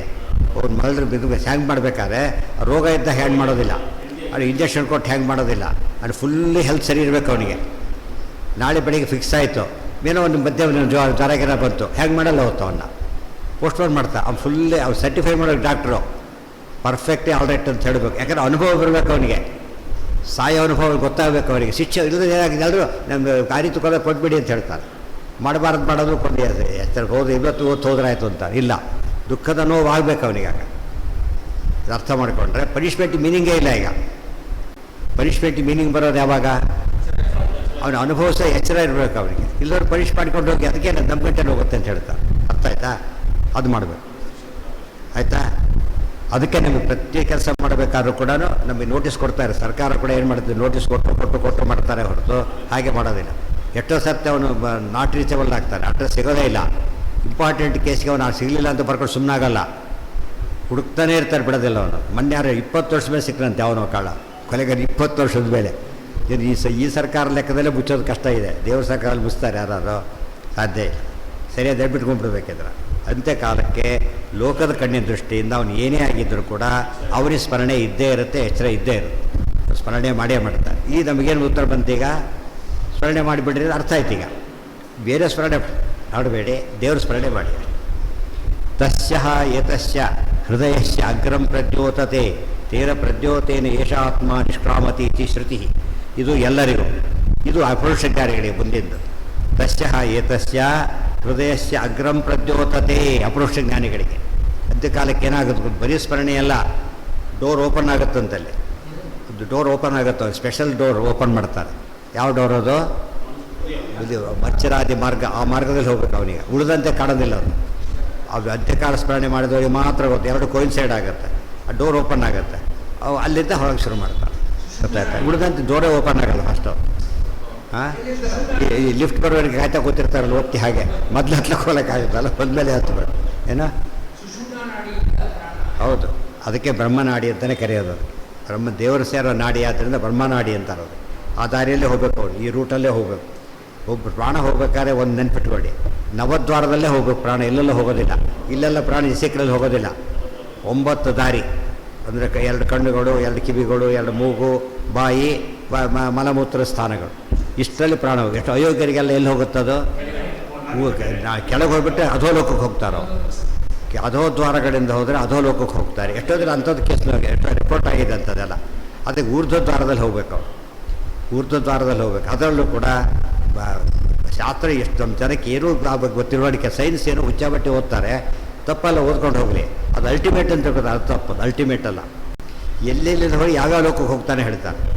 ಗೊತ್ತಾಯ್ತಾ? ಎಡಗಣ್ಣಿಂದ ಹೋದರೆ ಬಲಗಣ್ಣಿಂದ ಹೋದರೆ ಇಲ್ಲಿ ಬಾಯಲ್ಲಿ ನೋಡಿದರೆ ಇವತ್ತು ಸಾಯರ್ ನೋಡೋ ಚಾನ್ಸ್ ಭಾಳ ಕಡಿಮೆ ಜನಗಳಿಗೆ.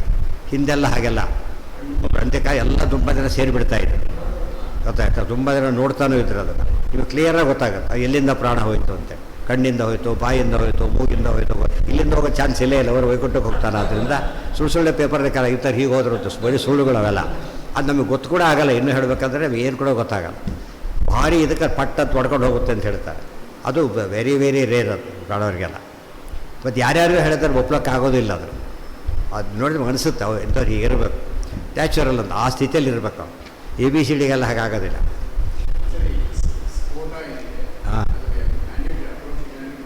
ಅದು ಹೋಗುತ್ತೆ. ಅದು ಕೇಳಿಸೋದು ಎಷ್ಟು ಅಂತ ಇವ್ರಿಗೆ ಕಿವಿಡನ್ನು ಕುಡಿಸೋದು ಎಷ್ಟು ಜನ ಹೋದ್ರೆ ಗೊತ್ತಾಗಲ್ಲ. ಯಾರು ಕೂತಿರ್ತಾರೆ, ಏನು ಹೇಗೆ ಅಬ್ಸರ್ವ್ ಮಾಡ್ತಾರೆ. ಅದಕ್ಕೆ ಅಂತ್ಯಕಾಲದಲ್ಲಿ ಸೇರೋದು ಒಂದು ದೊಡ್ಡ ಇದು. ತಮ್ಮದೇ ತಂದೆ ತಾಯಿಗಳು ತಮ್ಮದೇ ಬಂದವರು ಕೂತಾಗ ಅದೆಲ್ಲ ನೋಡ್ತಾ ಇದ್ದರೆ ತಮ್ಮ ಇದಕ್ಕೆ ಅದೆಲ್ಲ ಅಡ್ಜಸ್ಟ್ ಮಾಡ್ಕೊಂಡು ಹೊಂದಿಸೋಳು ಬರುತ್ತೆ. ಅದು ಮುಂದೆ ಹೇಗಾಗುತ್ತೆ ಅಂತ ಪ್ರೋಸೆಸ್ ಅದು ಹೋಗೋ ಪ್ರೋಸೆಸ್ಸು. ಆ್ಯಕ್ಸಿಡೆಂಟ್ಸ್ ಆಗೋದೆಲ್ಲ ಬೇರೆ, ಪಟ್ ಅಂತ ಹೊಡೆದು ಬಿಡೋದು ಏನು ಇದೇ ಇಲ್ಲ ಅದಕ್ಕೆ ಮತ್ತೆ. ಬಟ್ ಹೋಗ್ಬೇಕಾದ್ರೆ ದಾರಿ ಅದೇನೆ, ಬಟ್ ಅದು ಏನೂ ಗೊತ್ತಾಗಲ್ಲ. ಅದು ನ್ಯಾಚುರಲ್ ಡೆತ್ ಇರುತ್ತಲ್ಲ, ಮೊದಲೆಲ್ಲ ಅನೇಕ ಹಂತಗಳಿದೆ. ಅದು ಉಪನಿಷತ್ತು ಹೇಳ್ತಾರೆ ಫಸ್ಟ್ ಏನೇನಾಗುತ್ತೆ ಹೇಳ್ತಾನೆ. ಫಸ್ಟ್ ಸ್ಟೆಪ್ ಏನು, ಸೆಕೆಂಡ್ ಸ್ಟೆಪ್ ಏನು, ಥರ್ಡ್ ಸ್ಟೆಪ್ ಏನು, ಆಮೇಲೆ ಡೀಲಿಂಗ್ ಆಗಿಬಿಡ್ತಾನೆ ಫಸ್ಟು. ಇದು ಯಾರಿಗೂ ಹೊರಗಿನ ಕಾಣಿಸೋದಿಲ್ಲ. ಈ ಪ್ಲೇನ್ ಹೋಗಿಬಿಡ್ತಾರೆ ಆ ಕಡೆಗೆ, ನಮಗೇನು ಗೊತ್ತಾಗಲ್ಲ ಅಷ್ಟೇ ಹೊರತು. ಅವ್ರಿಗೆ ಗೊತ್ತಿಲ್ವ ಈಗ? ಅವ್ರಿಗೆ ಗೊತ್ತು, ನಮ್ಮನಿಗೆ ಗೊತ್ತು. ಎರಡು ಒಟ್ಟಿಗೆ ಸೇರ್ಲಿಕ್ಕಾಗೋದಿಲ್ಲ. ಇಲ್ಲಿ ಮಾತಾಡೋಕ್ಕೆ ಬರೋದಿಲ್ಲ, ಡೀಲಿಂಗ್ ಆಗಿಬಿಡ್ತಾರೆ. ಇವ್ರು ಕೂಗಿವ್ರಿಗೆ ಏನು ಮಾಡಿ ಕೆಡಿಸೋದಿಲ್ಲ. ಈ ಸ್ಥಿತಿಯಲ್ಲಿ ಇರ್ತಾರೆ. ಕೆಲಸತ್ತೆ ಅಡ್ಡ ಈ ಫುಲ್ ಸ್ಕ್ರೀನ್ ಇದ್ದರೂ ಕೂಡ ಅವ್ರು ಮಾತಾಡೋದು ಕೇಳಿಸಲ್ಲ. ಅದು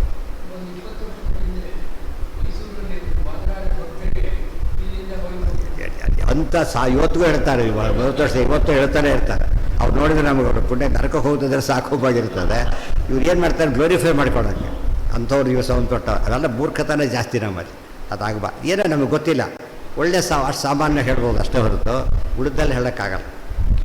ಜಜಂದು ಎಷ್ಟೊತ್ತು ತಾನು ಬರೋದು ಪೇಪರಿಗೆ ಎಷ್ಟು ಮಾರ್ಕ್ಸ್ ಬರುತ್ತೆ ಅಂತ ನೋಡಿ ತಪ್ಪು ಬಂದಿರುತ್ತೆ. ತಾನು ಬರೋದು ಪೇಪರು ತಾನೇ ಲೆಕ್ಕ ಮಾಡ್ಕೊಂಡಿದ್ದಾನೆ. ಈಗ ಎಷ್ಟು ಟ್ಯಾಲಿ ಆಗುತ್ತೆ, ಕೆಲವು ಟ್ಯಾಲಿ ಆಗೋದಿಲ್ಲ. ಅದು ಈ ಕಣ್ಣಿಗೆ ಕಾಣೋ ಫಿಸಿಕಲ್ಲೇ ಎಷ್ಟು ಕಡಿಮೆ ಆಗ್ಬೇಕಾದ್ರೆ ಅದು ಹೇಳಕ್ಕೆ ಬರುತ್ತಾ? ಸದಾ ಇನ್ನೊಂದು ಜನಕ್ಕೆ ಏನಾಯಿತು, ಬರ್ತಾ ಕೆಲವು ವಿಷಯ, ಮುಖ್ಯ ವಿಷಯ ಬಿಟ್ಬಿಟ್ರು. ತಮ್ಮ ಇಂಥ ಅಂಶ ಅಂತ ಹೇಳೋ ಅಭ್ಯಾಸ ತಾವೇ ಮಾಡ್ಕೊಂಡ್ಬಿಟ್ರು. ಉಳಿದವ್ರದ ತಾನೇ ಹೇಳ್ಕೊಳ್ಳೋ ಶುರು ಮಾಡಿದ. ಅಂಥವ್ರು ಬೇಕು ಇವತ್ತು ಸಿಗ್ತಾರಂಥವ್ರು. ಗೊತ್ತಾ ಎಂಥ ಅಂಶ ತಮ್ಮ ಎಡಗದ ಓಡಾಡ್ತಿರ್ತಾರೆ, ತಿಳಿತಿಲ್ಲ.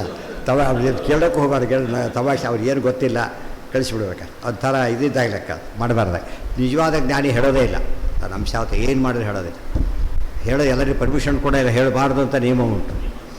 ಹೇಳಬಾರ್ದು ಅಂತ ನಿಯಮನೇ ಇದೆ. ನಾನು ಇವತ್ತು ವ್ಯಾಲಿ ಮಾಡಿದ ಪೇಪರ್ ಅಂತ ಹೇಳಬಾರ್ದು. ಅವನು ನಾನು ನಿನ್ನ ಪೇಪರ್ ಹತ್ರ ಬಂದಿದೆ ಅಂತ ಹೇಳಬಾರ್ದು. ಹೇಳಿದ ತಕ್ಷಣ ಚೇಂಜ್ ಮಾಡಿಬಿಡ್ತಾರೆ. ರಹಸ್ಯವಾಗಿ ಉಡಿಬೇಕು ನಿಯಮ. ಇದ್ಯಾರು ಗೊತ್ತಿಲ್ಲ ಅಂತಂದು ಹೇಳ್ಕೊಂಡ್ಬಿಡ್ತಾರೆ.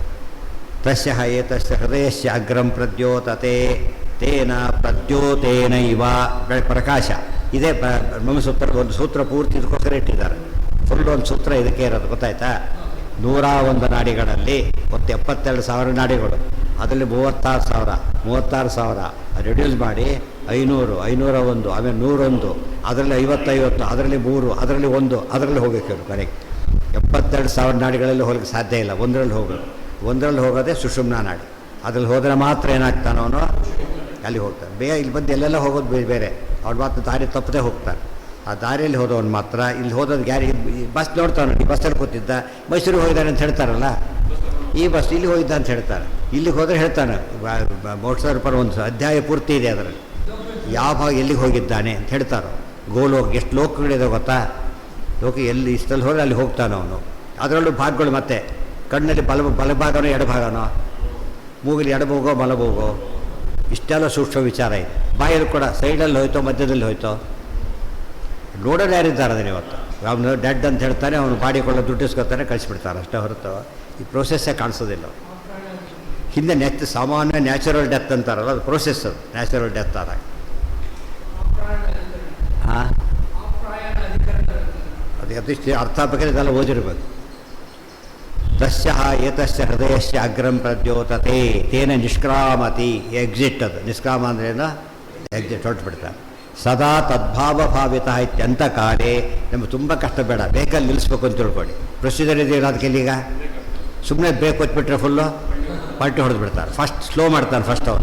ಫಸ್ಟ್ ಅದೇ ಸ್ಪೀಡ್ ಕ್ಲೋಸ್ ಮಾಡಲ್ಲ, ಸ್ಲೋ ಮಾಡ್ತಾ ಬರ್ತಾರೆ. ಸ್ಲೋ ಮಾಡಿ ಏನು ಮಾಡ್ತಾನೆ, ಆಮೇಲೆ ಸ್ಲೋಲಿ ಬ್ರೇಕ್ ಹಾಕ್ತಾನೆ. ಆವಾಗ ಅದೇನು ಗೊತ್ತಾಗಿಲ್ಲ, ಅವ್ರಿಗೆ ಢಕ್ ಢಕ್ ಅದು ಒದ್ದಾಡ್ತಿರ್ತಾರೆ. ಕೆಲವರು ಬ್ರೇಕ್ ಹಾಕಿದರೆ ಸ್ಟಾರ್ಟ್ ಆದರೂ ಬಿಡ್ತಾರೆ, ಇದಕ್ಕೆ ಬ್ರೇಕ್ ಜೋರಾಗಿ ಗೊತ್ತುಬಿಡ್ತಾರೆ, ಸುರ್ರಂತ ಹೋಗ್ಬಿಡೋದು, ಲೈಟಾಗಿ ಏನು ಗೊತ್ತಾಗಬಾರ್ದು ಆ ರೀತಿ ಇರ್ತಾರೆ. ಅದು ದೇಹ, ದೇಹ ವೆಹಿಕಲ್, ದೇಹ ನಮ್ಮ ವೆಹಿಕಲ್ ಅಂದ್ರೇನು ದೇಹ, ಅದು ವೆಹಿಕಲ್ಲೇ. ವೆಹಿಕಲ್ ರೈಡಿಂಗ್ನಲ್ಲಿ ಅದು ಸ್ಟಾರ್ಟ್ ಮಾಡೋದಕ್ಕೊಂದು ಪ್ರೊಸೀಜರ್ ಇದೆ, ಎಂಡ್ ಮಾಡೋದಕ್ಕೆ ಅದಕ್ಕೆ ಬೆಳಿಗ್ಗೆ ಎದ್ದ ತಕ್ಷಣ ಹೇಳೋದು ಪ್ರೊಸೀಜರ್ ಇದೆ, ಪ್ರಾತಃಸ್ಮರಣೆ ಎಲ್ಲ ಪ್ರೊಸೀಜರ್, ಅಂತ್ಯಕಾಲಕ್ಕೆ ಮಲಗೋದು, ಇವೆಲ್ಲ ನಿತ್ಯದ ಹ್ಯಾಬಿಟ್. ಕೊನೆಗೆ ಅಲ್ಲಿ ಗರ್ಭ ಪ್ರವೇಶ ನಮಗೆಲ್ಲ ಗೊತ್ತಾಗೋದೇ ಇಲ್ಲ, ಸ್ಟೇಜ್ ಆಗೋಗ್ಬಿಟ್ಟಿದೆ. ಮುಂದಿನ ಹೀಗೆ ಹೋಗಬೇಕು, ಹೀಗೆ ನಿಲ್ಲಿಸಬೇಕು ಅಂತ ಹೇಳಿದಾಗ ಏನಾಗುತ್ತದೋ ಅದು ಸರಿಯಾದ ದಾರಿ. ತಕ್ಷಣ ನಿಲ್ಲಿಸ್ಬಿಡೋಕ್ಕಾಗಲ್ಲ, ಅದಕ್ಕೆ ಅಂತ್ಯಕಾಲದಲ್ಲಿ ಆ ರೀತಿ ಹೋಗೋದು ಡಿಸ್ಟರ್ಬ್ ಮಾಡಬಾರ್ದು ಅಂತ ಹೇಳ್ತಾ ಗೊತ್ತಾ. ಡಿಸ್ಟರ್ಬ್ ಮಾಡಿ ಏನಾಗುತ್ತೆ ಅವನಿಗೆ ಬದುಕೋದಂತೂ ಸಾಧ್ಯ ಇಲ್ಲ, ಹೋಗೋ ದಾರಿ ಕೆಟ್ಟು ಹೋಗ್ಬಿಡುತ್ತೆ ಅಷ್ಟೇ, ಹಾಗೆ ಮಾಡಬಾರ್ದು. ಸದಾ ತದ್ಭಾವಭಾವಿತಃ ಅಂತಕಾಲೇ ಸ್ಮರಣೋಪಾಯಮಾಹ. ಇಷ್ಟೆಲ್ಲ ಕಷ್ಟ ಇದೆ, ಏನು ಮಾಡಬೇಕಂದ್ರೆ ವೆರಿ ಸಿಂಪಲ್. ಭಾವೋ ಅಂತರ್ಗತಂ ಮನಃ, ಒಳ ಮನಸ್ಸಿನಲ್ಲಿ ಯಾವಾಗಲೂ ಕೂಡ ದೇವರ ಧ್ಯಾನ ಮಾಡ್ತಾ ಇರಿ, ದಾರಿ ತಪ್ಪೋದಿಲ್ಲ. ತಥಾ ಅಭಿಧಾನ ಭಾವಿತಾತ್ಮ ಭಾವಿತಾತ್ಮಂ ಅತಿ ಭಾವಿತತ್ವಂ ಅಂದ್ರೇನು? ಅತಿವಾಸಿತತ್ವಂ. ಭಾವನಾತು ಅತಿವಾಸನ ಇತ್ಯಭಿಧಾನ. ಭಾವನಾ ಅಂದ್ರೇನು ಅಂದರೆ ಅತಿವಾಸಿತ, ತುಂಬ ಕ್ಲೋಸಾಗಿ ಕಾಂಟ್ಯಾಕ್ಟ್ ಇಟ್ಕೊಂಡು ದಿವಸ ಬಂದೋಗ್ರ ತಕ್ಷಣ ಗುರು ಸಿಕ್ಬಿಡ್ತಾರೆ. ಎಂದೋ ಒಂದು ದಿವಸ ಬಂದರೆ ಮತ್ತು ನೀವ್ಯಾರು ಕೇಳ್ತಾನೆ ಇರಬೇಕಾಗತ್ತೆ. ಯಾಕೆಂದರೆ ಅಕೇಶನಲ್ ಅವರು ಡೈಲಿ ಬಂದವ್ರನ್ನ ಹೇಳೋಕ್ಕೋರು ಸುಮ್ಮನೆ ಮಾಯ ಗೊತ್ತಿದೆ ಅಂತ ಹೇಳ್ತಾರೆ. ಅತಿವಾಸಿತ. ವಾಸನ ಅಂದ್ರೇನು? ಸಂಸ್ಕಾರ. ಅತಿ ಹೆಚ್ಚು ಸಂಸ್ಕಾರ ಬಂದು ಏನಾಗುತ್ತೆ, ಗಟ್ಟಿಯಾಗಿಬಿಡುತ್ತೆ ಅಂತ ಹೇಳಿ. ಇತ್ಯಭಿಧಾನಾತ್ ಅಭ್ಯಾಸ ಯೋಗಯುಕ್ತೇನ ಚೇತಸಾನನ್ಯಗಾಮಿನ ಪರಮಂ ಅದಿದೆಯಾ ಅದಕ್ಕೆ?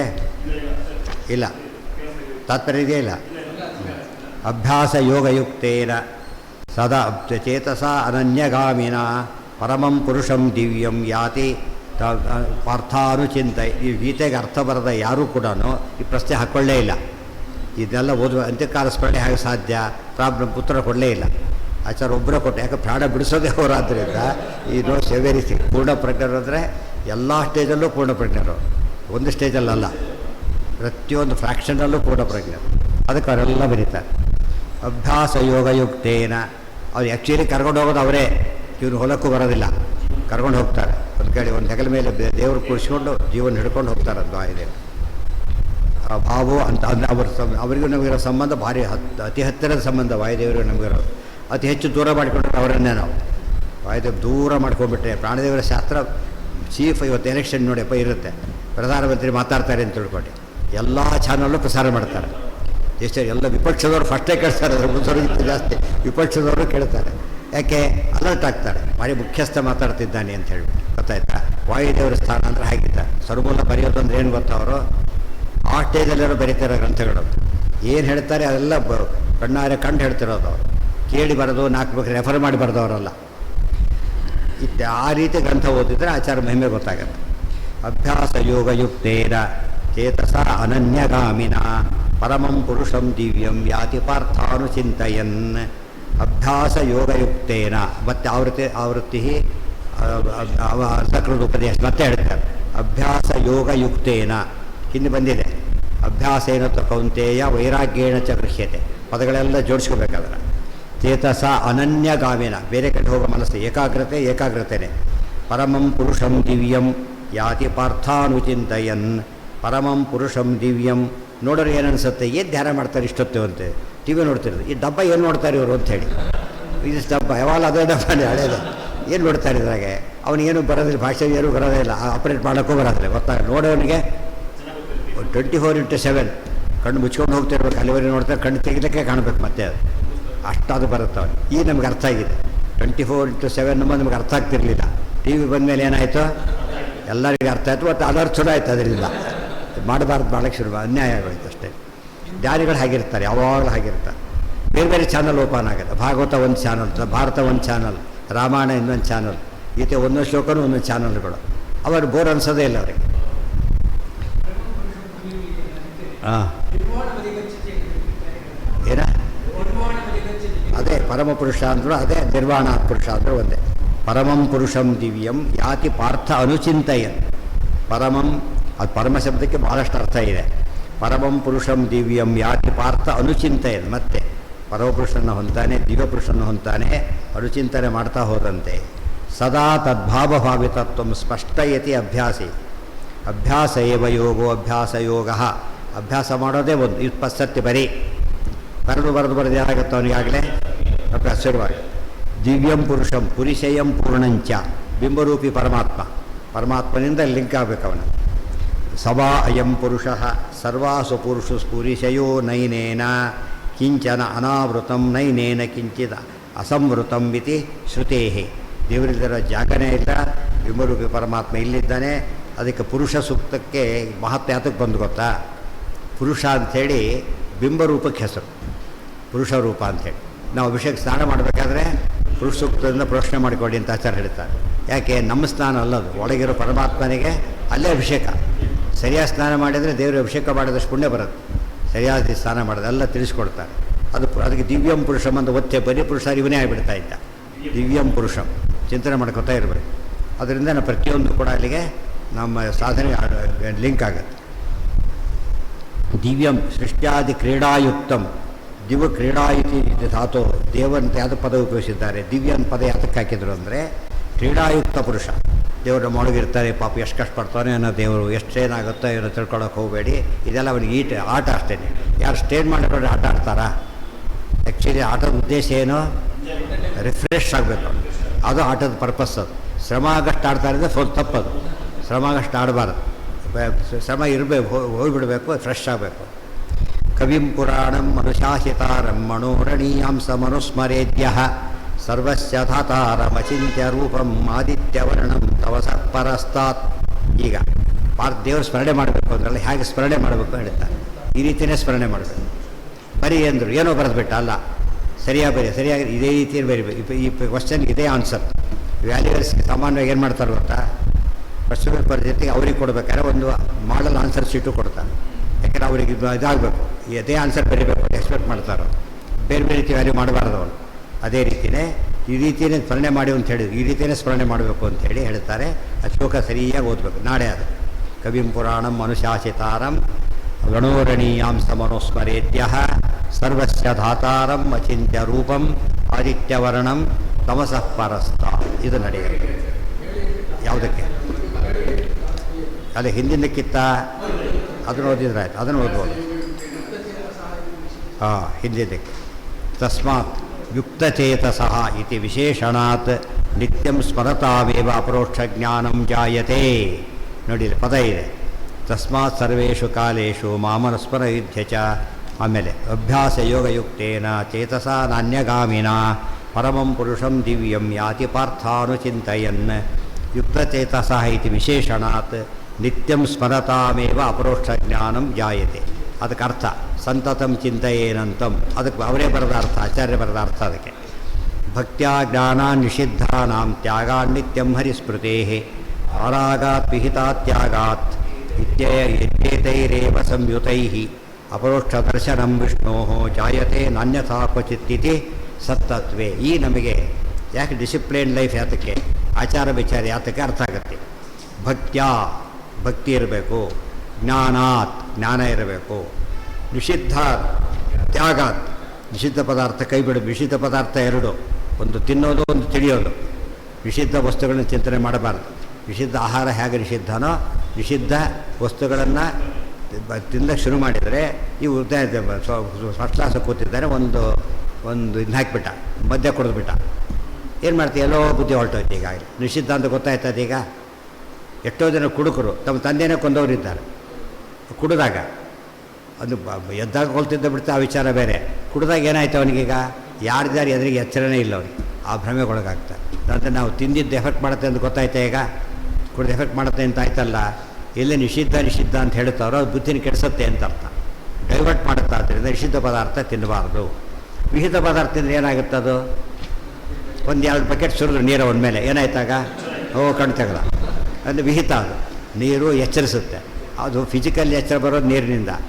ನೀರು ಅಂದರೆ ಶಾಸ್ತ್ರ. ಅದು ಮನಸ್ಸು ಎಚ್ಚರ ಆಗಬೇಕಾದ್ರೆ ಇದು ಬರಬೇಕು, ಶಾಸ್ತ್ರ ಓದಬೇಕು. ಅದು ದುಶ್ಶಾಸ್ತ್ರ ಓದಬಾರ್ದು, ಶಾಸ್ತ್ರನೇ ಓದಬೇಕು. ಪಾರ್ಥಾನುಚಿಂತ ಅರಾಗಾತ್.